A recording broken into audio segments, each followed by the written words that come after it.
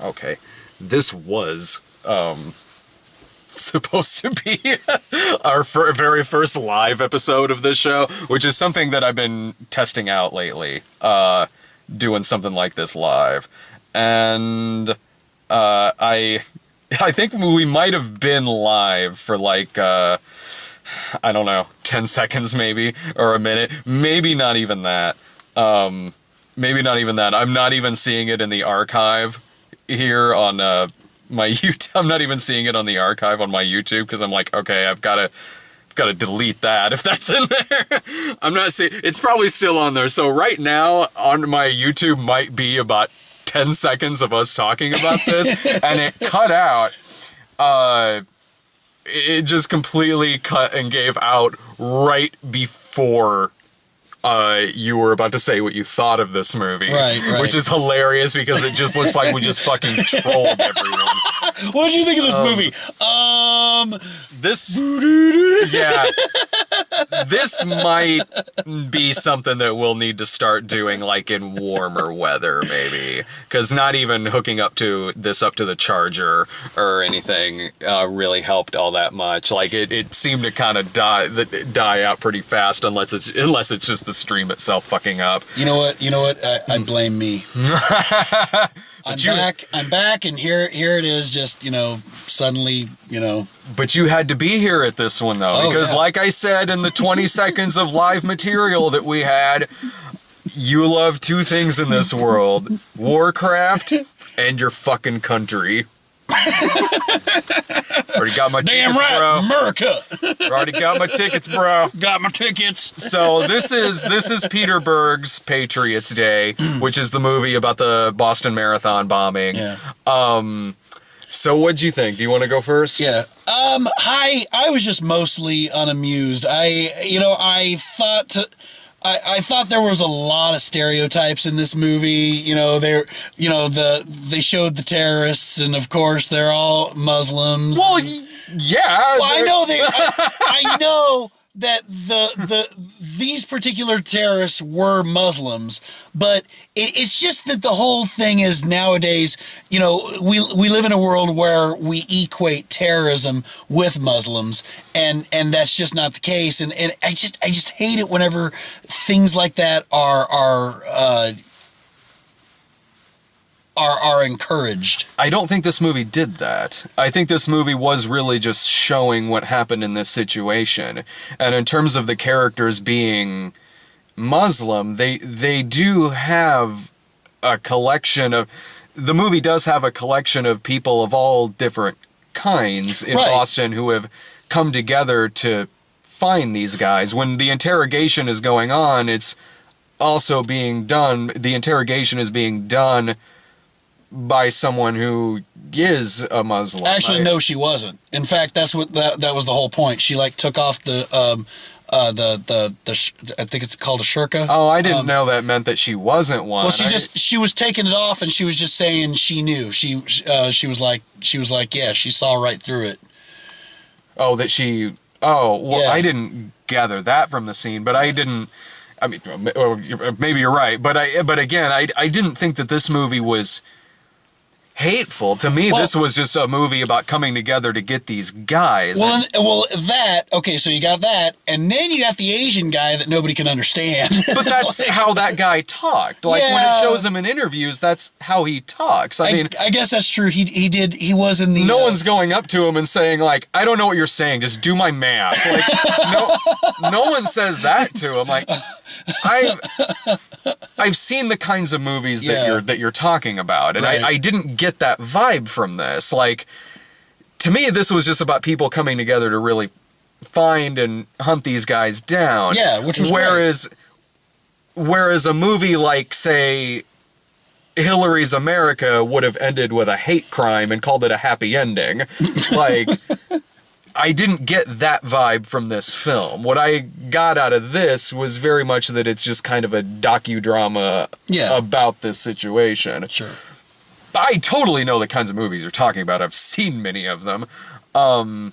This wasn't something like God's Not Dead, to me anyway. Like, where it's very us versus them. If you're not us, then, you verbally abuse your wife, or you beat your children, or you're going to die of cancer or some shit like that. I didn't get that here. And in fact, one of the interesting things about the movie was you spend a lot of time with the two brothers in this, in which they're like Dumb and Dumber. Like, they're like, dude's talking about his Bluetooth and shit. More like Psycho and just college bro. Psycho and Ted Theodore Logan.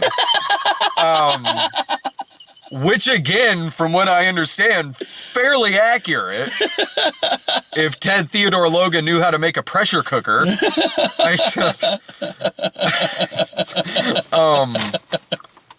But no, I didn't have that problem with this movie. You did, though? There was just a lot of things that, like I said, Okay, so that, and, those like, security country bros, sitting around drinking beer, playing Call of Duty, and singing country songs, which is exactly what they did. I agree with you there. The movie does a lot of what this kind of movie usually does, where it does a lot of like pandering, regional pandering, that you would see if like something like this was taking place in New York or the South or somewhere. In this movie's case, Boston. You have a lot of regional pandering in this. Like in the first part, within seconds, someone gets called a chowder head, and it really happens. Really, I missed that. In the cop scene at the beginning with Wahlberg, like he calls the guy like a chowder head, and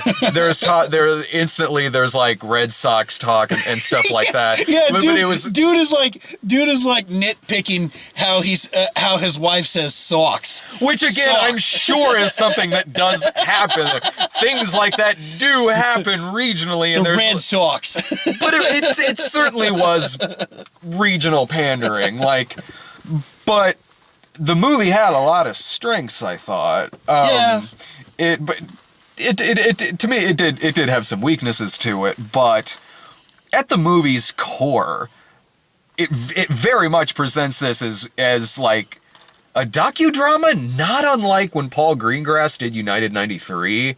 It mixes in movie footage and like actual footage. Which I like that. I did too. I like that. I love Peter Berg as a director. I thought the direction in this movie was more often than not fantastic. I honestly think that if you are going to do a docudrama like that, you should do that. You should incorporate some like actual like footage, whether it be from the media or from or from surveillance cameras like they did. So I definitely like that. Let's go back to the regional pandering, because I want to talk about the scene where the security guard asks out the scientist, and he's like, "We're going to go see the Zac Brown band. You in?" And she's like, "Well, I like my chicken fried, cold beer on a Friday night." God, I'm like, oh. Yeah, no, I agree with you there. It'd be like, damn it. It would be like if, the movie's taking place in Detroit, like, I got them Seeger concert like tickets. No, I do agree with that, but that was very little of this movie. I'm typing in on Twitter right now. No live stream tonight. No sorry. live stream tonight. Boo. But hashtag blame Jared. Yeah, blame my ass for blocking us out of the car. Well, that happened, by the way. Yeah, we're running a little late here, but like, anyway, no, like I liked that a lot of minor characters were given a little bit of backstory in this. Sometimes that worked for me. Other times, I could have taken or leave. I will say, as the movie went on, I got to thinking to myself, why are we even worried about this Asian guy? What has he got to do with the story? And then he was kidnapped, and I'm like, Okay. Yeah, I enjoyed that. I liked that. I liked spending a lot of time with J.K. Simmons before he really comes into the action that's going on. Fletcher. I enjoyed that the movie really is almost like watching like a procedural in a way. Like, we see the event as it happens. It mixes in actual footage with fake footage, and it is violent, but it's violent and bloody because it has to be, not because it wants to be. Yeah. And there's a difference there. Like, it tugs at your heartstrings. I don't mean necessarily that, but I mean, like, it's not. If Mel Gibson directed this, it would have looked like Cannibal Ferox suddenly happened in the middle of the street. But oh my god! Like, now, if Mel Brooks had directed this, it would be way more offensive, but it would be hilarious. It's a very funny movie. Didn't know they could get comedy out of this. But like, it's really showing how the FBI comes into it, who's Kevin Bacon, and the makeshift center that they set up to basically, with chalk and tape, map out the city itself on the ground and try to determine where these guys went. And one thing that I really liked here was the fact that it does incorporate actual footage into the movie. The guys they got playing the two terrorists were... You mentioned that. Holy... Like, I leaned over to you and I'm like, did they break him out of prison just so he could play himself? Like, that seems risky. Right. Hell, just wait until it comes out on DVD. They'll probably get it in prison, and he'll be like, "Holy shit!" Yeah. No, the guys they got playing the brothers are identical to how they looked in real life. Can I just do a classic Jared moment? Kevin Bacon was in this? Yeah. Wait, you didn't know that? I did not notice. He was one of the main characters. I did not notice. You didn't know that was him? Which one was he? He was the FBI agent, the one with the glasses. Oh. Yeah. Yeah, no, I guess it's makeup or something. I just did not notice. There really wasn't. It was Kevin Bacon. He just had this... Superman and Clark Kent. I'm sorry, I won't be that asshole. I'm sorry. Why not? You usually are. I've grown in my years. I've mellowed out a little bit. In a lot of ways.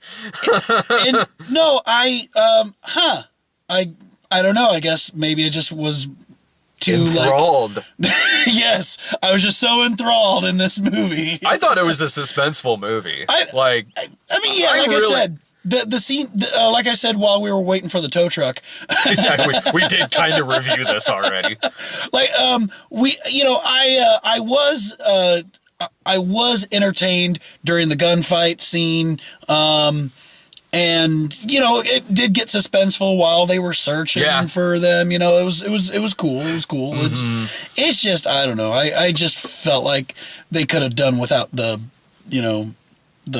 lowbrow stuff. That was, but that was kind of over and done with pretty fast. Once, the movie really kind of structures itself like a lot of a disaster movie would, where it's kind of introducing you to this handful of characters and then the event happens and then you're kind of following them after that. But I said the same thing about Deepwater Horizon. It's a much more well-made, much more suspenseful, much more character-driven movie than a typical disaster movie. Like, this and Deepwater Horizon are night and day from something like San Andreas or something like that.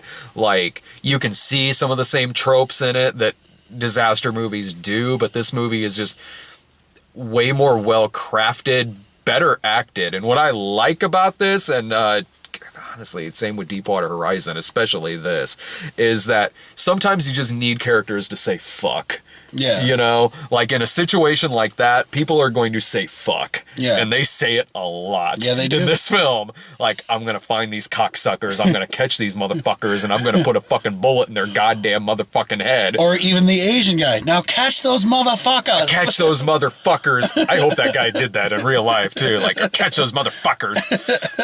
Sons of bitches. I know who it is. It's the guy from the Rolling Stone cover. Remember that controversy, like because the terrorist dude was on the cover of Rolling Stone after the events, not before. Oh, Remember that? Because they were trying to say that they were like glamorizing him or something because he wasn't ugly. Yeah, I don't know. It was probably like, I guess I don't remember that, but I didn't think anything. That's pretty crazy, though. Like, I was like, well, yeah, Charles Manson made the cover of Rolling Stone. Right. All right. Like, I don't know. That, if I remember right, that was just one of those Fox controversies. Like, so that story might have came and gone. Speaking of, I like that too, where they're like, Fox News is going to leak the picture. Oh, they touch on that. They touch on like the New York Post false bagman thing, and also like somebody leaked the photos to Fox, and they're like, Fox says whether you make them public or not, they're gonna air it in 20 minutes.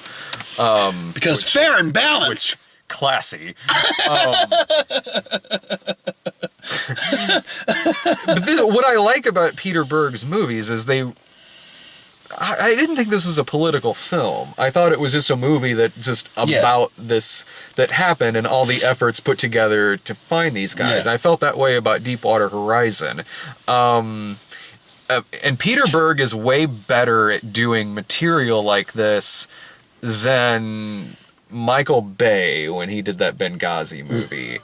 Or I mean, you hear a title like Patriots Day, and you might think it'll be something like fucking Last Ounce of Courage with a guy named Bob Revere. American Sniper. Right. Well, that's better than like Last Ounce of Courage. But I liked this. I mean, it does. This is a thing that I don't like about a lot of movies like this, and I get why they do it, but it's not a thing I like about movies like this, which is that the last 10 minutes of this movie literally turn into a documentary. Yeah.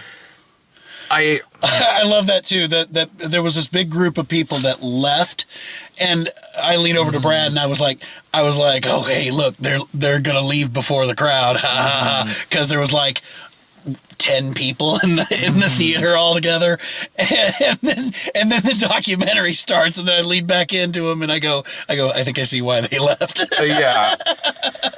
Like, I understand why they want to do it. Yeah, they want to show that there was real people. I get that, but there are documentaries you can watch. Yeah. Like, you can have a featurette on the DVD. Like, I mean no disrespect by this at all. I don't. I get why it's there. It does. I'm just saying this as someone who watches the movie and what I think about it. No, go ahead. It's unnecessary. It is something that takes me out of the movie. Yeah, it's unnecessary. It's just going to greater lengths that don't need to be done. I will say this: they were way better at casting characters who looked like the people they were playing in this. Yeah. In comparing it to Deepwater Horizon, which Deepwater Horizon does a similar thing at the end, where it shows like the people that the characters were actually playing. And dude, like, they were like, pretty bad, huh?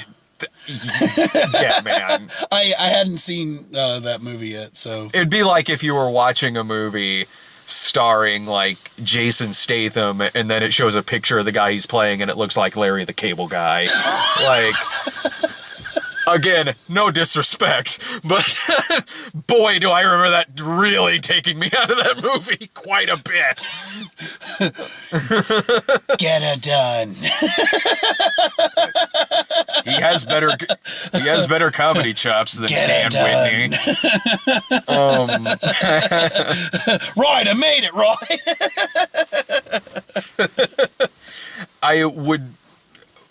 Was there anything else you liked or really disliked about this? No, I mean it was overall, like you said, it was overall a pretty mediocre movie. It wasn't like anything like. I thought it was above mediocre. Oh, okay, well, no, I really enjoyed this. Adequate. I was entertained. Like, I mean, the little stuff at the beginning with some of the pandering, and then like some of the stuff towards the end. Yeah, but 90% of the rest of it, I thought it was taut. I thought it was well made.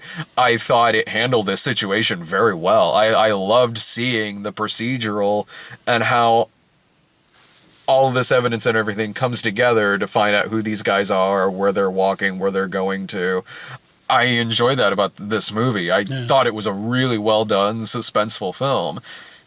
There's little gripes I have about it here and there, but I mean, you know, it's not, again, it's not something like fucking Last Ounce of Courage with that, like, well, maybe that's the difference is that you have recently seen some really bad movies. That's not the case with this. Oh, okay. I would enjoy this regardless. Okay. Regardless if I've seen Last Ounce of Courage. This isn't that kind of movie. This isn't that kind of like weird uber patriotism where it's like Last Ounce of Courage literally starts out going like, my name's Bob Revere. I consider myself a patriot. And whenever I see something like that, I'm like, well, dude, okay, one, I didn't ask, and two, I didn't assume you hated the country.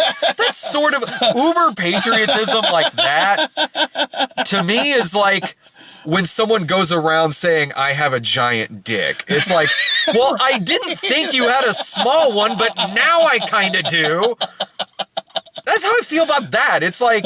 My name's Jared Foyles. My name's Jared Foyles, and I consider myself bald. Me too. Oh! I have a rabbit on my head. No, I share the wealth. I would recommend this. I really would. Yeah, okay. Yeah, I mean, I'd tell people to go see it. Yeah, I probably wouldn't be like, you know, all excited about it, but yeah. It sounds like you're gearing more towards you'd recommend it as like a rental. Because even when we came out of the theater, I could tell I enjoyed it much more than you did. But whether you see it in the theater or a rental, that's still fine. Like, yeah. I mean, I would recommend seeing it in the theater. Well, and that's what I mean. That's what I mean. I've had worse experiences. Zookeeper. Whenever whenever I'd go on this video and I'd be like, do not see this in the theater. Mm-hmm. You know, I'd tell if somebody wanted to go see it in the theater, I'd be like, okay, cool, you know. Right. Well, hell, no. Either way, if you were stupid enough to give something like Zookeeper your money in the theater, then yeah, okay, good for you. But you know, if you like Deepwater Horizon, you'll like this. If you like United 93, you'll like this. If you like Peter Berg movies, you'll like it. And I, more often than not, really do enjoy Peter Berg's movies. I could understand why you wouldn't want to see it. I mean, this only happened a few years ago, and I understand why people aren't quick to go out and see a movie like this. I've never had a problem with that. Like the whole too soon thing in terms of movies. If it's something that's really cynically done. Right. Yeah. Yeah, you got it. I mean, like...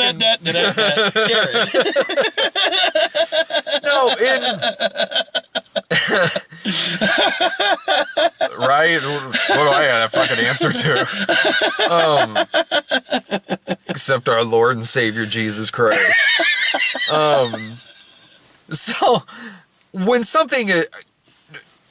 like, overall, I don't have a problem with a movie like this. I don't really have that blanket too soon thing in terms of movies like this. The only time where I would really is if it's just something that's really cynically done. Mm-hmm. Like, and look, all movies are made to make money, certainly, and movies about true events in which people died have been happening for 100 years. It's not any kind of new thing. But there's a difference between a movie like this and... Remember the O.J. Simpson story? That TV movie that was made, like, I think while the trial was going on. Yeah. It was an Alan Smithy movie. There's a difference between something like this and something like that. Right, yeah. And so, no, I I would recommend it. I totally recommend this movie. Yeah. Want to talk about trailers? I don't even remember what trailers we got. See, we got Fast 8. Yeah. Which there was one moment in that trailer that kind of made me chuckle. Was whenever the submarine popped out and Vin Diesel goes, "We're gonna need a bigger truck." I'm like, Jaws reference. Hey, all right. I've enjoyed most of those movies. I'm sure I'll have fun at that one too. I will say that franchise. I feel like that franchise has gotten better as it went on. You know, it has. It's more of an action movie and less of a street tuners. I think porn. I think it's still that. You think it is? To an extent. One thing with this trailer, I'm like, I get it. You all consider yourself to be a family. I get it. Right. 3 times they dropped that in this trailer. Yeah. I get We're family, Dom. I get it. Dom. We're family. Fuck. Oh, and speaking of Vin Diesel, another trailer we got was Triple X. Yeah, boy. Yeah. I don't want a bunch of suckers. I need the extreme. The insane and the... Save the world, get the girl, and look dope while you do it. The fuck, 2002. I'm glad to see you come back. Let me just dig out my frosted tipped hair while you're at it. My extreme snacks. Ooh, where's your Crystal Pepsi? That's way earlier than it'd be Pepsi Blue, my friend. I don't remember what else we got. Really, I just mainly talk about trailers with Sarah because she always writes them down on her arm. I don't remember what the fuck else we got in front of this. Let's see. Oh, The Great Wall. Oh yeah.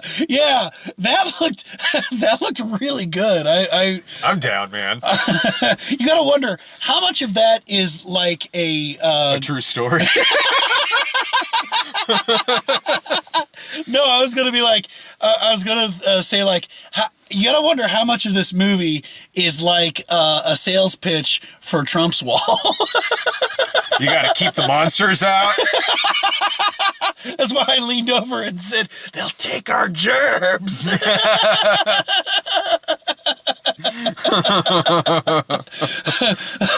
don't know, man. That movie takes place. Keep the monsters out. What will happen if they get through?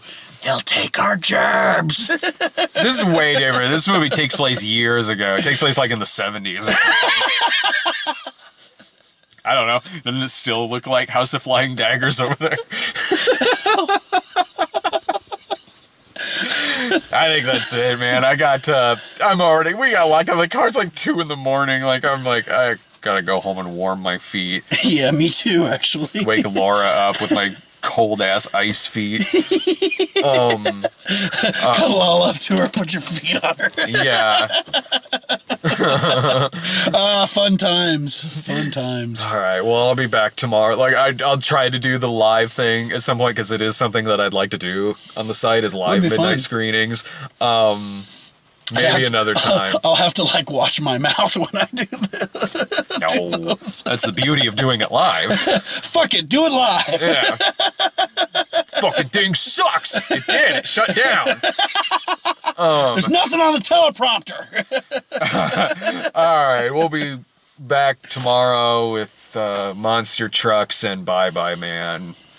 Bye Bye Man.